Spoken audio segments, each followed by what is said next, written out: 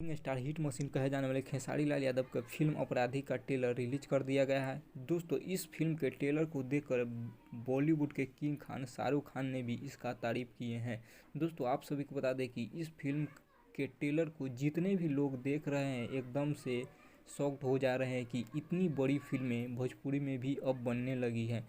दोस्तों, आप सभी को बता दें कि यह फिल्म काफ़ी ज़्यादा हिट होने वाली है और आप सभी को बहुत जल्द नज़दीकी सिनेमा घरों में भी देखने को मिलेगा। तो जितने भी खेसारी के फैंस हैं, प्लीज़ आप लोग तैयार हो जाइए। दोस्तों, आप सभी को बता दें खेसारी लाल यादव भोजपुरी के इकलौते ऐसे सुपरस्टार हैं जिनके फिल्में हॉल में काफ़ी ज़्यादा चलती हैं। दोस्तों, आप सभी को बता दें इस साल 2023 में खेसारी लाल यादव की कई फिल्में आने वाली है, जिसमें संघर्ष 2, फरिश्ते, गॉडफादर, अपराधी जैसी तमाम फिल्में शामिल है। तो यह सारी फिल्में इसी साल 2023 में आप सभी को खेसारी फैंस को देखने को बहुत जल्द मिलेगा।